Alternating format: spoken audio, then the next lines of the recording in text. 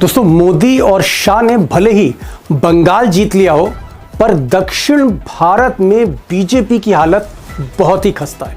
सारी ताकत झोंकने के बाद, सारा सिस्टम झोंकने के बाद मोदी को तमिलनाडु में सिर्फ 1 सीट मिली और केरल में 3। और जहां तक तेलंगाना की बात है या आंध्र प्रदेश की बात है या कर्नाटक की बात है, तो वहां पर भी बीजेपी स्ट्रगल ही कर रही है।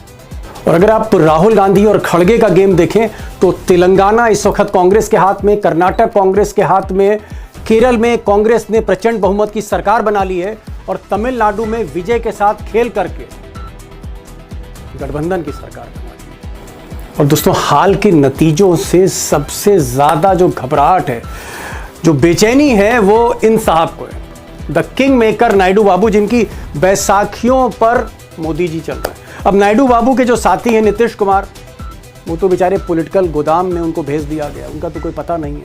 नायडू बाबू अकेले हैं, लेकिन बात अकेलेपन की नहीं है।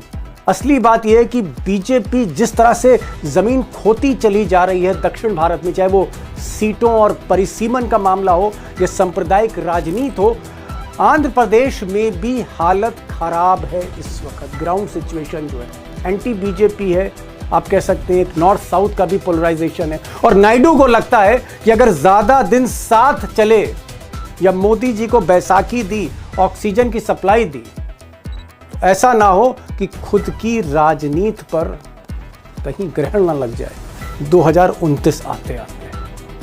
अब ऐसा कहा जा रहा है कि नायडू बाबू ने आज जब चेन्नई में जो शपथ समारोह हो रहा था, बड़ा फिल्मी स्टाइल शपथ समारोह हो रहा था सुपरस्टार जोसेफ विजय का, और साथ में राहुल गांधी बैठे हुए थे, तो माहौल देख के थोड़ा सा और ज़्यादा बेचैन हो गए नायडू बाबू, क्योंकि विजय की ना सिर्फ आंध्र प्रदेश के तेलुगु इलाकों में फॉलोइंग है, बल्कि ऐसा कहा जा रहा है कि राहुल गांधी एक आध आंध्र प्रदेश के स्टार से मिलकर विजय जैसा खेल करने जा रहे हैं आंध्र प्रदेश में। यानी एक नायडू प्लान तैयार हो रहा है कांग्रेस का। अब सच दोस्तों ये है कि नायडू पर जो राजनीतिक आंकड़े, चुनावी आंकड़े, वो ज़्यादा भारी हो रहे हैं। मित्र, आपको आंकड़ों से कुछ रूबरू कराना चाह रहा हूँ। जैसे कर्नाटक है, कर्नाटक में 224 विधायकों का जो है वो हाउस है। इस वक्त कर्नाटक में कांग्रेस की सरकार है, कांग्रेस के 138 विधायक हैं और बीजेपी के सिर्फ 64 हैं। अगर आप केरल देखें तो कांग्रेस के यहाँ पर जो विधायक हैं 63 हैं और बीजेपी के सिर्फ 3 विधायक हैं। अगर हम तमिलनाडु देखें तो कांग्रेस के 5 हैं और बीजेपी के 1 हैं। और अगर आंध्र प्रदेश की बात करें तो कांग्रेस वहाँ पर मजबूती लाना चाह रही है, हालांकि वहाँ विधायक नहीं हैं, बीजेपी के सिर्फ 8 हैं।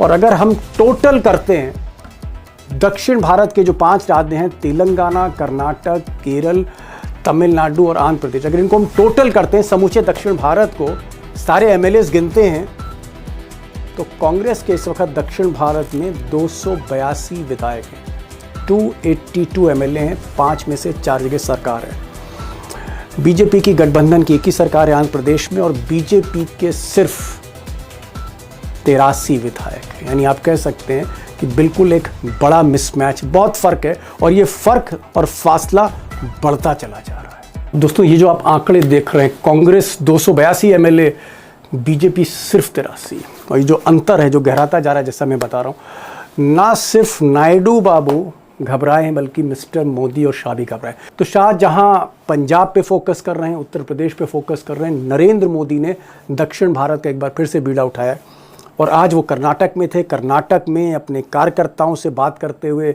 पार्टी के वर्कर से बात करते हुए फिर बड़ा हमला किया आज मिस्टर मोदी ने कांग्रेस पर। और वैसे भी राहुल गांधी से बौखलाए हैं, तमिलनाडु के मामले में बौखलाए हुए, केरल में भी सरकार बन गई। उन्होंने कहा कि भाई राहुल गांधी पर, कांग्रेस पर भरोसा बिल्कुल मत करिए, बिल्कुल मत करिए, ये कब किसकी पीठ में छुरा भोंक दें इनका कोई पता नहीं है। जो बौखलाहट है वो साफ मोदी जी की दिख रही थी। मतलब विजय से, जो 13 साल 14 साल पुराने दोस्त थे राहुल गांधी के, राहुल गांधी ने अपने पुराने दोस्त से क्या हाथ मिलाया, क्या वो मुख्यमंत्री बने, ये बर्दाश्त ही नहीं हो रहा मिस्टर मोदी से। सुनिए क्या क्या कह रहे हैं मोदी जी बंगलौर में। कांग्रेस की पहचान आज एक परजीवी पार्टी की बन गई है और इसलिए वो पहला मौका मिलते ही अपने साथियों के साथ भी विश्वासघात करती है। और इसलिए ही कहा जाता है कि कोई ऐसा सगा नहीं जिसे कांग्रेस ने ठगा नहीं। तो कांग्रेस को, राहुल गांधी को बहुत कुछ मोदी जी ने बेंगलौर में कह दिया। मैंने कहा ना, बौखलाए हुए हैं जिस तरह के आंकड़े दक्षिण भारत में आ रहे हैं। मोदी जी से ना हार बर्दाश्त नहीं होती। लेकिन बेंगलौर से जब वो तेलंगाना पहुंचे, हैदराबाद पहुंचे, क्योंकि दक्षिण पर ही अब वो फोकस है मोदी जी का, तो आज जब वो हैदराबाद पहुंचे तो उन्होंने तो हदें ही तोड़ दी। मतलब बेंगलौर में तो उन्होंने कुछ नहीं कहा, हैदराबाद में तो एक तरह से प्रधानमंत्री ने परंपराओं को, नियमों को भी ताक पे रख दिया। उन्होंने कैमरे पे ही कह दिया कि भाई रेवंत रेड्डी, जो राहुल गांधी के बड़े करीब है, इस वक्त चीफ मिनिस्टर हैं तेलंगाना के, कि आपको मैं पैसे तो दूंगा, केंद्र आपको ग्रांट देगी, पैसा देगी, और मैं गुजरात जैसा पैसा दूंगा आपको, लेकिन एक शर्त है, और शर्त यह है कि आप मुझसे सीधे जुड़ जाइए, सीधे जुड़ जाइए। यानी दूसरे शब्दों में मैं कहूं कि राहुल गांधी से दूर रहिए, मेरे पास आइए। अब सोचिए, मुख्यमंत्री पर ही डोरे डाल रहे हैं। सुन लीजिए, मोदी जी को सुन लीजिए। मैं रेवंत जी से कहूंगा कि 10 साल के शासन में भारत सरकार ने जितना गुजरात को दिया वो मैं आपको देने को तैयार हूं। लेकिन मेरी जानकारी से मैं आपको बता देता हूं कि जैसे ही मैं ऐसा करूंगा, आपको जो अभी मिल रहा है वो आधा हो जाएगा। आप जहां पहुंचना चाहते हैं नहीं पहुंच पाएंगे, और इसलिए अच्छा है कि मेरे से ही जोड़ो। अब दोस्तों, अगर राहुल गांधी खड़गे साउथ से आते हैं, कर्नाटक से आते हैं, अच्छी तरह साउथ को समझते हैं। अगर साउथ में जो खेल कांग्रेस खेल रही है और कामयाब भी हो रही है, उससे अगर मोदी इतना बेचैन है कि बंगाल का चुनाव के नतीजे आते ही उन्हें कूच कर गए वो दक्षिण भारत, अगर मोदी बेचैन है तो सोचिए दक्षिण भारत का जो सबसे बड़ा नेता है नायडू बाबू, उसके क्या हाल होंगे बीजेपी को देखकर। और नायडू बाबू पर मैंने आज सवाल पूछे लखेड़ा साहब से। लखेड़ा साहब 1990 के दशक से काफ़ी क्लोज रहे नायडू साहब के साथ। आंध्र भवन में वो डोसा वोसा खाते थे पत्रकार के तौर पे। रग रग से वाकिफ़ है नायडू की, आंध्र प्रदेश की राजनीति भी समझते हैं। मैंने बहुत से सवाल जो है वो पूछा है लखेड़ा साहब से कि भाई ऐसा तो नहीं कि बीच मझधार में छोड़ के चल देंगे या एन वक्त पर फैसला करेंगे, क्योंकि नुकसान तो बीजेपी उनको कर रही है। तो आप लखेड़ा साहब को सुनिए, साथ में हमारे साथ डेटा जर्नलिस्ट जो हैं वो अभिषेक भी होंगे, उनको भी सुनिए। अभिषेक भाई, एक बड़ी बात वो ये है कि सही बात है कि मोदी वीक हैं, बहुत मेहनत करी तमिलनाडु में, और इतनी मेहनत के बावजूद सिर्फ एक सीट हाथ लगी। केरल में सारी ताकत झोंक दी, पैसा झोंक दिया, सरकारी मशीनरी झोंक दी, 3 सीट मिली। और कहीं कहीं तो मतलब आप कह सकते हैं ज्यादातर की बल्कि सीटों पे जमानत जब्त होती चली गई है मोदी और अमित शाह की बीजेपी की। क्या ये जो एक साउथ में माहौल बन रहा है मोदी के खिलाफ, क्या इससे नायडू बाबू भी डरे हुए हैं, नायडू बाबू भी घबराए हुए हैं? क्योंकि नायडू बाबू का बड़ा सपना है 2029 में वो अपने बेटे को मुख्यमंत्री बनाना चाहते हैं, 2029 में दोबारा आंध्र प्रदेश जीतना चाहते हैं, वो केंद्र की राजनीति करेंगे, बेटा उनका मुख्यमंत्री रहेगा। ये सबसे बड़ी ड्रीम है नायडू बाबू की। और लोग कह रहे हैं कि नायडू बाबू को अब थोड़ा सा घबराहट लग रही है कि कहीं मोदी का साथ ज्यादा पकड़ा तो कहीं मेरा हाल भी वैसा ही ना हो जाए जो मोदी के बाकी साथियों का हाल हुआ है। क्या नायडू बाबू धीरे धीरे बीजेपी से दूर जा सकते हैं जैसे जैसे 2029 करीब आएगा? देखिए दीपक जी, दक्षिण भारत में चंद्रबाबू नायडू सबसे बड़े मौसम वैज्ञानिक कहे जाते हैं, सबसे बड़े। ओके। नॉर्थ इंडिया में तो आप अजीत सिंह या रामविलास पासवान के लिए मौसम वैज्ञानिक जैसे शब्दों का प्रयोग कर सकते थे, लेकिन दक्षिण भारत में आप देखें तो चंद्रबाबू नायडू और आंध्र प्रदेश के साथ साथ अगल बगल के राज्यों का मैप देखें तो वो कांग्रेस में हुआ पड़ा है। आप तेलंगाना को देख लीजिए, आप कर्नाटक को देख लीजिए, आप केरल को देख लीजिए, और हालिया तो आप आज का घटनाक्रम आपने देखा, टी विजय के रूप में इंडिया अलायंस को एक नया पार्टनर मिला। अब इस स्थिति में चंद्रबाबू नायडू के सामने जो चैलेंजेस थे वो बढ़ते हुए दिखाई दे रहे हैं। पहले तो उनके पास एकमात्र प्राथमिकता आप और हम सभी जानते हैं, हमारे दर्शक भी जानते हैं, कि यही थी कि वो उपयुक्त समय कौन सा है जब वो अपने बेटे नारा लोकेश को मुख्यमंत्री की कुर्सी सौंप दें, और उसके बाद पार्टी की कमान और राष्ट्रीय राजनीति में खेलने के लिए एक उचित अवसर की तलाश करें। लेकिन अब जिस तरह की गतिविधियां चल रही है उससे तो यह साफ जाहिर हो रहा है कि 2029 का इंतजार चंद्रबाबू नायडू दो कामों के लिए अब नहीं करने वाले। पहला, बेटे को कमान सौंपने का, आंध्र प्रदेश की कमान बेटे को सौंपने का वक्त 2029 के जनादेश के लिए भरोसे नहीं छोड़ा जाएगा, वो काम उसके पहले किया जाएगा।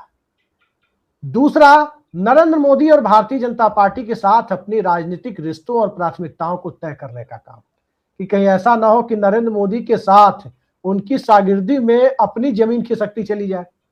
जमीन की जो स्थिति है, परिसीमन पर जिस प्रकार से सदन में बहस हुई और जिस तरह से बाहर में रायता फैला, उसके बाद एक बात तो साफ हो चली है कि दक्षिण में स्थिति ये बन गई है कि जो बीजेपी को छुएगा वो बर्बाद हो जाएगा। ओह माय गॉड, उस स्थिति में चंद्रबाबू नायडू अब करेंगे तो क्या करेंगे? Oh my God, Bharatiya Janata मतलब पार्टी को जो कहते थे ना कि चिमटे से छूना, अटल बिहारी वाजपेयी जो कहते थे कि जोड़ तोड़ की सत्ता को चिमटे से, वो स्थिति अब नायडू के सामने आ रही है। AIDMK का तो बुरा हाल हो ही गया इस चक्कर में तमिलनाडु में। लखेड़ा साहब, भाई ये कह रहे हैं कि मोदी को जिसने छुआ वो दक्षिण भारत में बर्बाद हुआ। क्या आपको लगता है कि नायडू बाबू जो, क्योंकि भाई आपके तो बड़े पुराने मित्र रहे हैं, 90 के दशक के मित्र हैं, बड़े इडली डोसा आपने खाए हैं आंध्र भवन में नायडू बाबू के साथ पत्रकार के तौर पे, ये बताइए कि नायडू बाबू वाकई he is not very happy, उनको लगता है कहीं फंस गए हैं, क्योंकि जिस पार्टी के साथ उनका अलाइनमेंट है उस पार्टी की छवि दक्षिण में अच्छी नहीं है और वो तो नतीजे बता रहे हैं। क्या नायडू बाबू इस वक्त दो राहे पे खड़े हैं, कंफ्यूज्ड हैं, असमंजस में हैं? देखिए, चंद्रबाबू नायडू का जो भीतरी मन बोल रहा है आज की तारीख में कि मैं अभी छोड़ के भाग जाऊं भारतीय जनता पार्टी को, लेकिन उनकी कहानी क्या है कि अभी उनको कम से कम 3.5 साल अपनी सरकार चलानी है, ये उनके सबसे बड़ी मजबूरी है। इसीलिए वो भारतीय जनता पार्टी के पिछलग्गू बने हुए हैं और उनको उनके लोगों ने कह दिया है कि भाई हमारी लुटिया डूबने वाली है। उनका कहना है कि लुटिया डूबेगी 2029 के 3 महीने पहले तक के बाद हम फैसला करेंगे। अभी लुटिया तो हम भी डूबेंगे और हम भारतीय जनता पार्टी की दोनों की लुटिया डूबेंगे, लेकिन इसमें हम भी डूबेंगे, ये सबसे बड़ा खतरनाक गेम हो जाएगा। इसलिए चुपचाप बैठे रहो। जो भी इनके लोग हैं अमरावती में पैसा ये इन्होंने काफी कुछ भाजपा ने दिया है। अभी जो मेरी रिपोर्ट है कि ये बड़े नाराज हैं कि भारतीय जनता पार्टी इनको जो है इग्नोर कर रही है और जो वादे किए थे वो वादे के हिसाब से अमरावती और बाकी जो बड़े 3-4 प्रोजेक्ट हैं उसके लिए पैसा देने में ढिलाई बरती जा रही है। अब क्या भाजपा ने इनको डराया हुआ है, जो बिहार